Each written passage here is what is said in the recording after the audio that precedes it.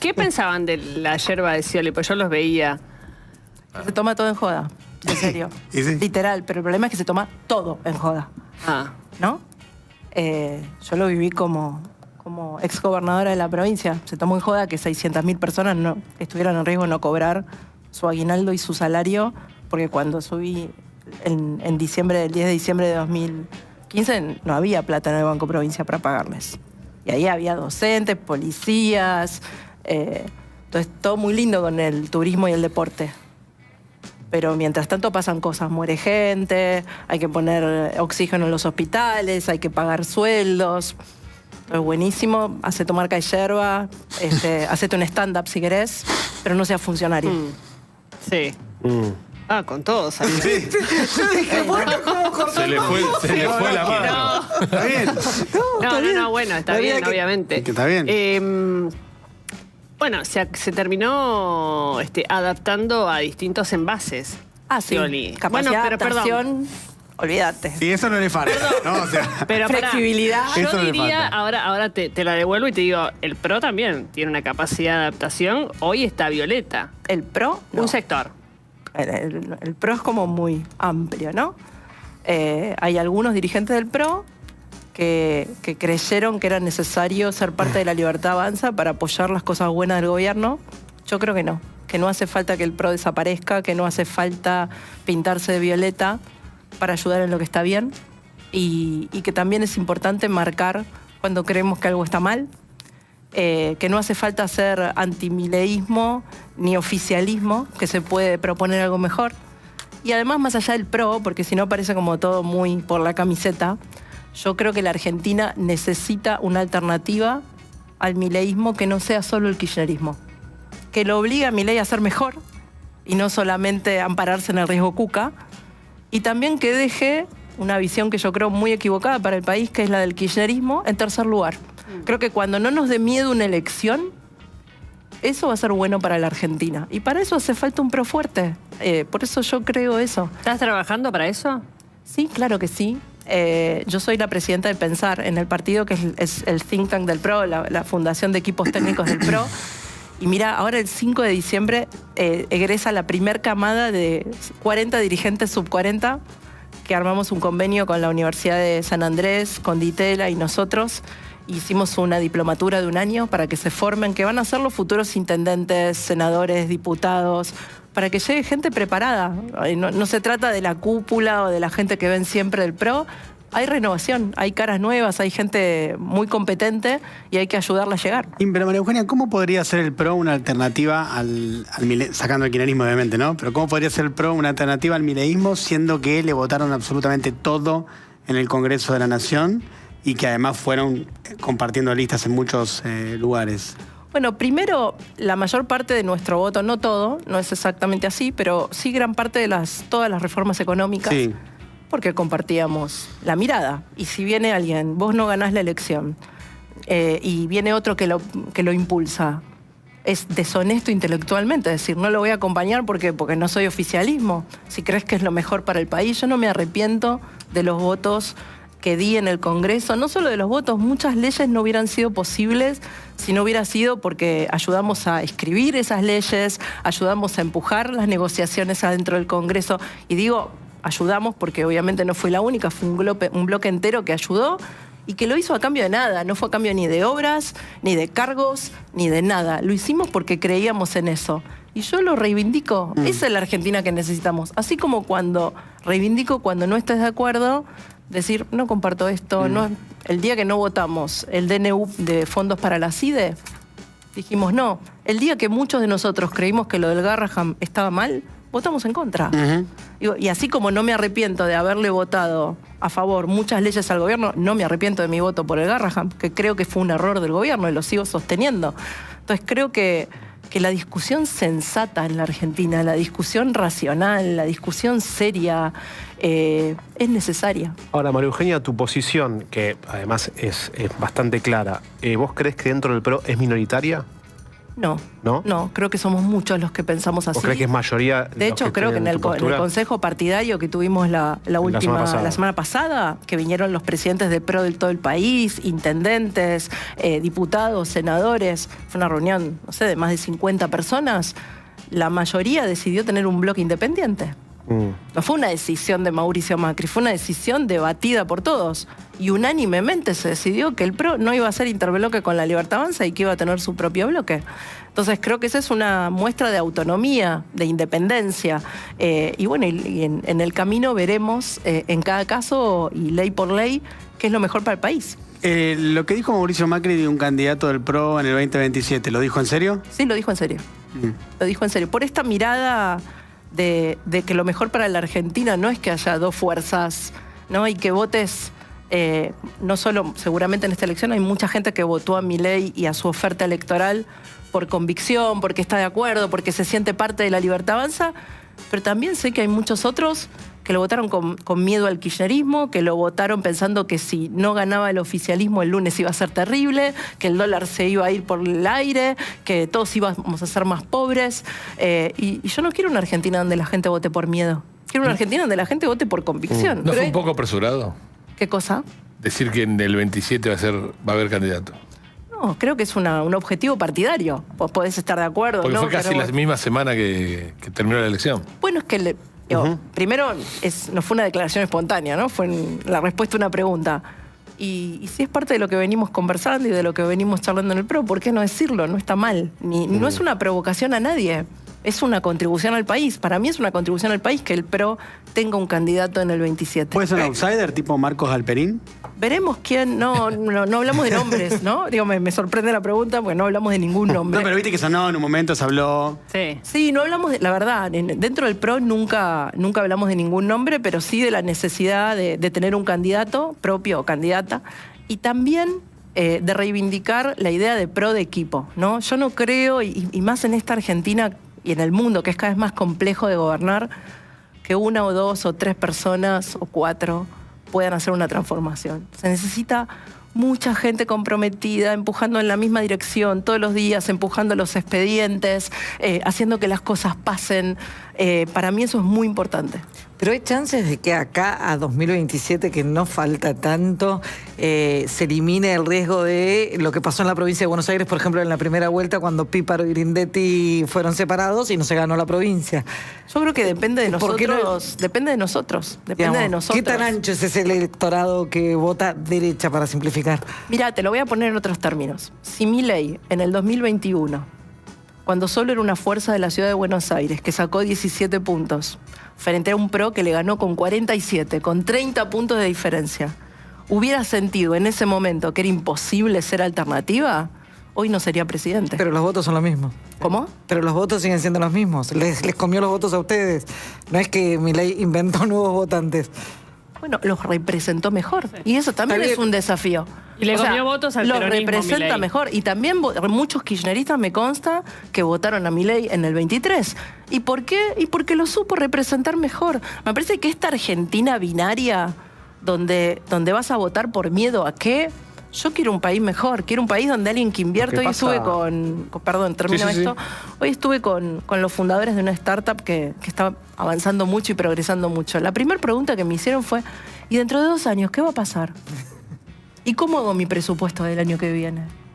¿Le pongo inflación y un poquito más? Esa es la cabeza de quien hoy tiene que invertir en una pyme o en una mega compañía. Y después eso también en que termina si hay más o menos puestos de trabajo, si hay más o menos actividad económica. Entonces, a mí me importa que esa gente que tenga que decidir no vea el 27 como un espacio de peligro.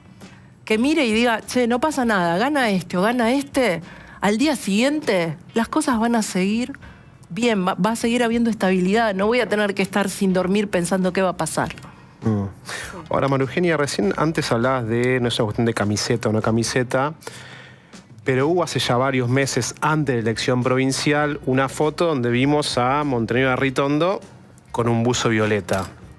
Ritondo creo que sigue siendo muy cercano a vos, fue el ministro tuyo, hiper cercano. Es el jefe del bloque del PRO en diputados, jefe del PRO en la provincia de Buenos Aires. ¿Te molestó eso, por ejemplo, que se ponga un buzo violeta?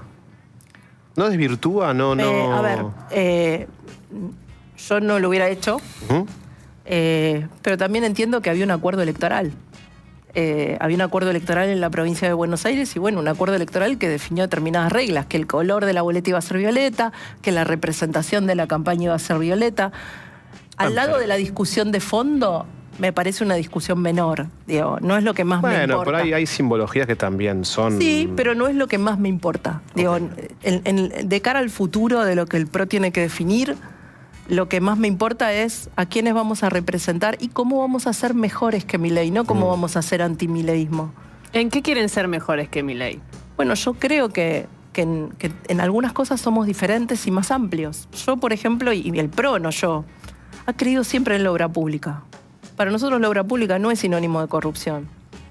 Es el funcionario el corrupto, no la obra pública. Vos podés hacer obra pública sin corrupción y de hecho muchos de nuestros gobiernos lo demostraron y lo siguen haciendo. Yo creo en eso y creo que un país necesita obra pública para crecer, para que el sector productivo invierta. Hay 40.000 kilómetros de ruta, hay 10.000 que son rentables y que los están licitando para el sector privado, donde se puede cobrar peaje. Hay 30.000 más kilómetros de ruta que no, y que conectan localidades y que definen la vida de la gente y definen la producción de esas localidades. Los puertos tienen que funcionar bien y tienen que tener buenos accesos. Los aeropuertos tienen que estar bien. La conectividad de la Argentina importa, no solo para las personas, importa para la mercadería. Necesitamos una red vial más desarrollada. Todo eso es obra pública. Necesitamos que cada vez que llueve el campo no pierda fortuna y que se siga invirtiendo en obras hidráulicas.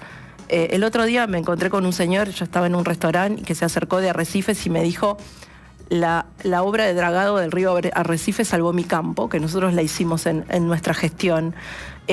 Salvó mi campo quiere decir, cuando llueve no pierdo mi ganado. Esa es la inversión de esa persona de muchos años. Y después le cuesta un montón recuperarse, no solo a él, al pueblo que tiene menos consumo porque ese campo le fue mal. Entonces, y en el sector privado, mucha obra pública no la va a hacer porque no es rentable, porque no le interesa. Si yo le hubiera dicho a los vecinos de La Plata, chicos, pónganse todos de acuerdo y financien el entubamiento del arroyo El Gato, una obra de cientos de millones de dólares. No la iban a hacer, no la podían hacer. Esto fue parte... Hubo muertos en el gobierno de Scioli por una inundación. Sí, claro. ¿No? Esto fue parte un poco lo vinculado con infraestructura, obras, energía, la conversación del propio Milei y Macri. ¿Para vos es mejor que no se haya incorporado figuras, no Santilli, porque Santilli ya está mucho más asociado a la Libertad Avanza que al PRO, pero que no hubiera habido una especie de... No sé si colisión tampoco es correcto, pero de figuras fusión aportadas por Macri en el gabinete? ¿Para vos es mejor que estén afuera? No, para mí lo mejor es que el presidente convoque a los mejores, sin importar de dónde vengan. Y me parece una buena noticia que haya mucha gente del PRO, más allá de que no haya una coalición de gobierno, que no la hay, pero sí que mucha gente del PRO haya sido convocada y haya decidido ser parte. De hecho, si yo me pongo a pensar en los grandes logros de este gobierno, los 2 ministros o 3 que Milei más destaca son ministros que fueron parte del PRO. Y ese camino que hicieron con el PRO les hizo que en su segundo tiempo fuera mejor.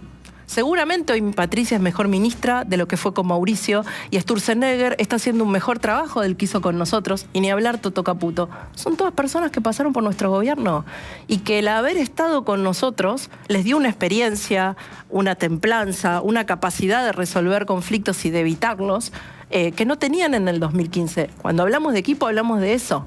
Y la vocación de Mauricio nunca fue negociar cargos, pero sí decirle al presidente: poné a los mejores en todos los lugares. Poné a los mejores porque esto es difícil, lleva tiempo y cada día que no avanzás es un día que perdés.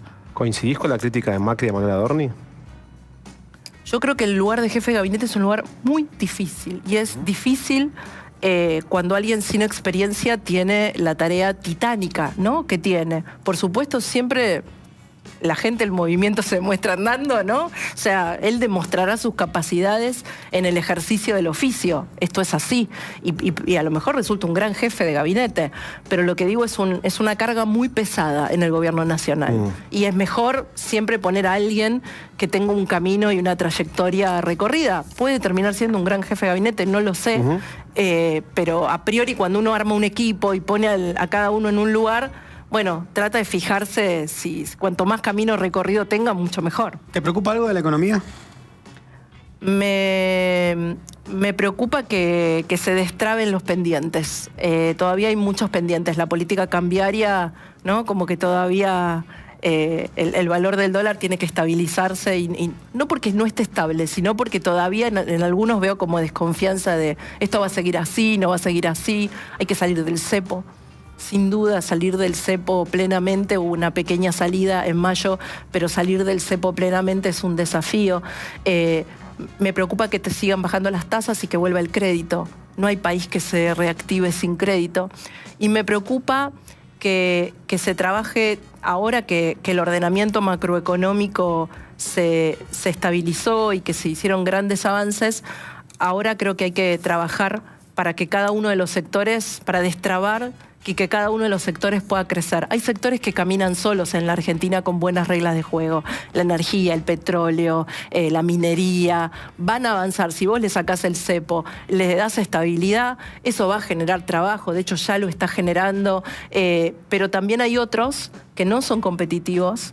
Ayer justo estuve en un centro de formación de oficios del gobierno de la ciudad, que la verdad que está buenísimo porque incorpora toda la última tecnología para capacitar operarios en fábricas. Y me contaba uno que enseñaba los nuevos programas de textiles.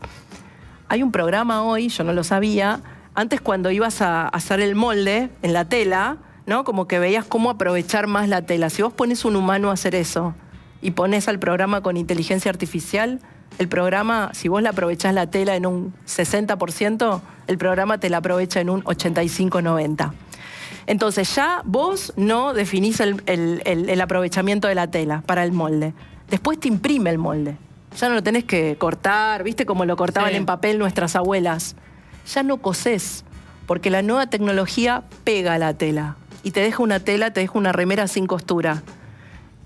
Y ya no cortaste la voz, la corta un robot. Entonces, todo eso necesita capacitación, necesita competitividad, porque todo eso, por ejemplo, la textil es una industria del conurbano. Y el tipo que vive en el conurbano, todo eso reemplaza mucho empleo. Claro, el tipo que vive en el... Pero genera nuevos, porque también necesitas al tipo que sepa manejar el programa. Pero eso no es automático. Entonces yo te digo, el tipo que vive en Avellaneda y que trabaja en una industria textil, no se va a mudar a Nielo al lado de Vaca Muerta. Tenés que pensar en eso. Tenés que prever políticas públicas que capaciten, que formen, que prevengan que no haya una crisis de empleo, sobre todo en los sectores no competitivos, que son muchos en Argentina. Por cómo concibe el modelo económico y hacia dónde va Milei, el acuerdo con Estados Unidos, cómo se está ordenando eso, ¿vos crees que el conurbano, porque es industrial, más allá de que esté o no en su mejor o peor, o en el momento en que esté, va a ser muy afectado por esto y hay que buscarle algún tipo de salida, sobre todo al empleo? Sí, puse el conurbano como ejemplo, no es el único lugar del país. Yo lo que digo es, si vos vas a un modelo con el que yo acuerdo, donde haya más apertura, cada vez que discutimos los acuerdos comerciales, la Argentina está entre los últimos países del mundo en nivel de apertura. La Argentina no es un país abierto. Está mega protegido. Cuando uno ve los rankings internacionales, la Argentina está al fondo en nivel de protección. Y vivir con lo nuestro nos llevó a que hace 13 años que no generamos empleo privado genuino. 13 años. Pasaron varios presidentes de distinto signo político, incluyendo el actual. 13 años que no generamos empleo. Algo estamos haciendo mal. Cambiemos la fórmula. Entonces, pensar que porque te abrís al mundo la economía va a empeorar, chicos, malas noticias, ya tuvimos inflación, no estamos generando trabajo, los salarios no son competitivos, no mejoran, algo distinto tenemos que hacer si queremos mejores respuestas. Entonces, yo estoy de acuerdo con el acuerdo de Estados Unidos, como estuve de acuerdo con el acuerdo con la Unión Europea. los acuerdos comerciales no son malos, la apertura al mundo no es mala.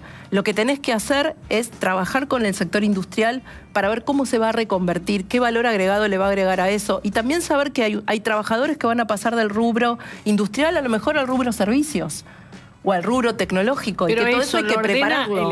¿Quién lo ordena? ¿Eso se ordena solo? No, no creo que se ordene solo. Para empezar, lo tenés que empezar a ordenar desde la educación. Digo, la reforma laboral, cuando hablamos de reforma laboral, para mí, por ejemplo, hay que incluir las prácticas laborales en secundario. Eso es parte de la reforma laboral. Un pibe de 18 años sale de la escuela, busca su primer trabajo y lo primero que le dicen es, no tenés experiencia. ¿Y cómo va a tener experiencia si tiene 18 años? No sabe lo que es obedecer a un jefe, ver una orden de servicio, cumplir un horario. ¿Vos crees que algo así pasa en el Congreso hoy? Sí, porque sí. Es que yo creo que tiene que incluirse esta discusión. No es solo la discusión del juicio. Hay muchas cosas que hay que discutir y hay que hacerlo conociendo la realidad. La política me parece que muchas veces le falta escucha, contacto con la vida real. Hoy dicen esto de hay riesgo de que la gente pierda su trabajo porque se defina más claramente la indemnización. Si la barrera de salida es alta, la barrera de entrada también. Nadie toma a alguien si piensa que después termina en un juicio que lo funde. La mayor parte de los que generan trabajo en Argentina ¿Pero qué son harías con pymes. indemnización? Yo creo que hay que definirla claramente lo que está hoy en... Pongo paréntesis. Sí. La ley de contrato de trabajo es de 1976. No es una ley, es un decreto ley de la dictadura. Hace 50 años que tenemos la misma ley y se modificó un 20% sus artículos. ¿Qué quiero decir con esto? Vino Internet, vino la televisión color, vino el celular, vino la inteligencia artificial, aparecieron las plataformas de trabajo y eso no se tocó. Esto es la vaca sagrada que no se puede tocar porque defiende derechos de trabajadores. ¿De qué trabajadores? De los 6 millones que están adentro del sector privado, con sindicalistas millonarios que se pasean en autos importados. De la mayoría informal o cuentapropista, que son los únicos que crecieron en los últimos años, esos no tienen derecho. Esos se van a jubilar con la mínima si son autónomos, o no se van a jubilar, porque el informal no tiene aportes, no tiene vacaciones, no tiene aguinaldo. ¿De qué derecho estamos protegiendo? Entonces, lo que digo es, en la indemnización, en los juicios laborales, seguro el Hacha sabe más que yo, hay un problema hay un negocio de verdad de los abogados. ¿Por qué?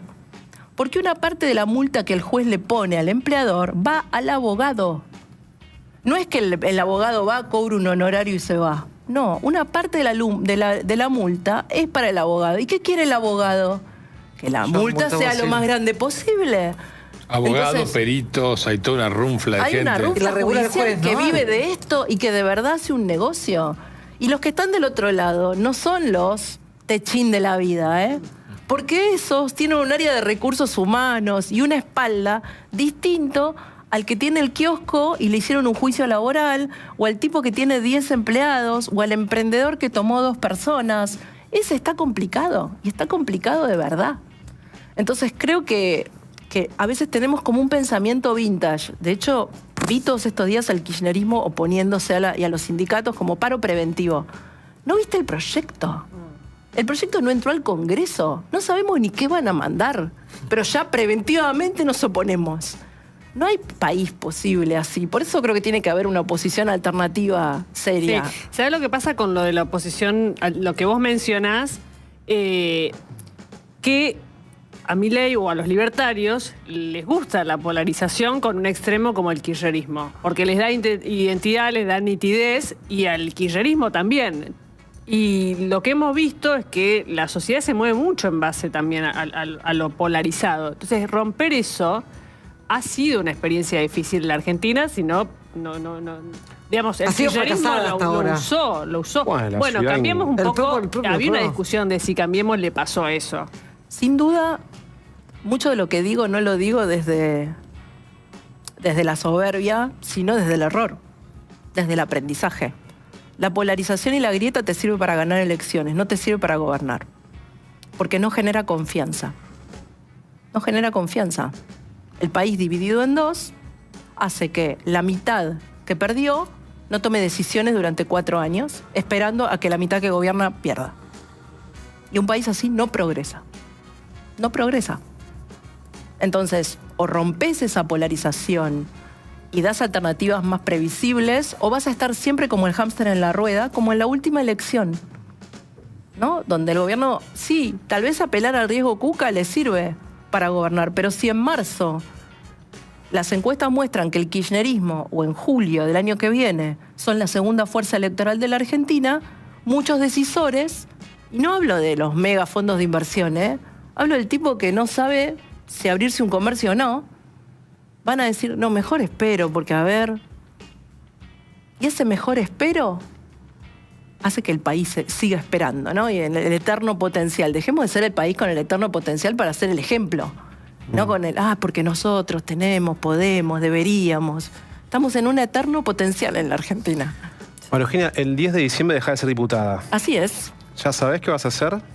Sí, voy a seguir haciendo 2 cosas que estoy haciendo hoy, que hice estos 4 años.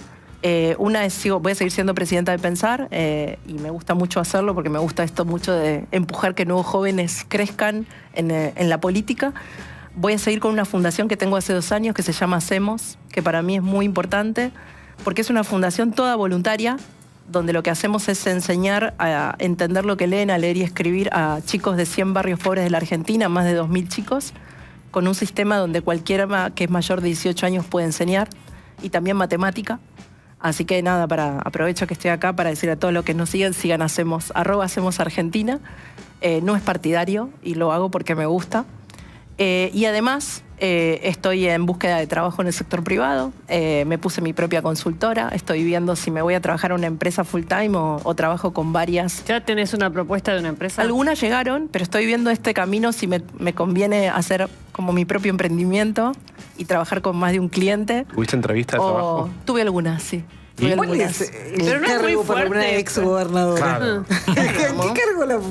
En general me llaman para áreas que tienen que ver con institucionales, comunicación Asuntos públicos. Asuntos o públicos, desarrollo claro. de proyectos, o para un proyecto específico. ¿Pero tuviste una entrevista? Sí, por Zoom, ¿Qué fuiste con el- algunas, fuiste con el varias. currículum? Digo, Yo hice un posteo en LinkedIn que la verdad que Sí. tuvo mucha más repercusión de lo que yo me imaginé. Supongo que porque es raro que un político busque trabajo en Argentina. Yo lo hice primero porque es real, y quiero, y además porque quiero ir al sector privado un tiempo.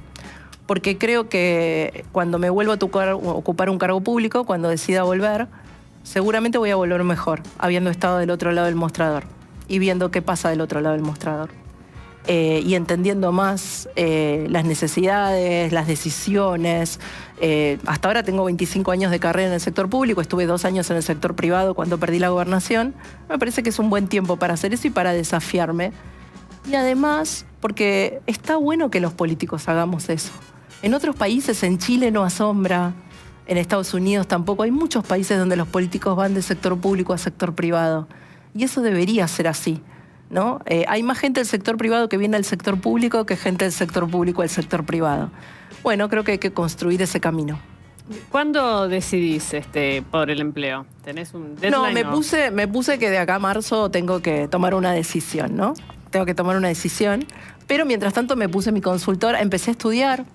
Me di cuenta que había cosas, empecé a aprender mucho de esto, también estoy como compartiendo en mis redes el proceso. Una cosa que entendí es que es difícil para los más 50 conseguir trabajo en el mundo corporativo.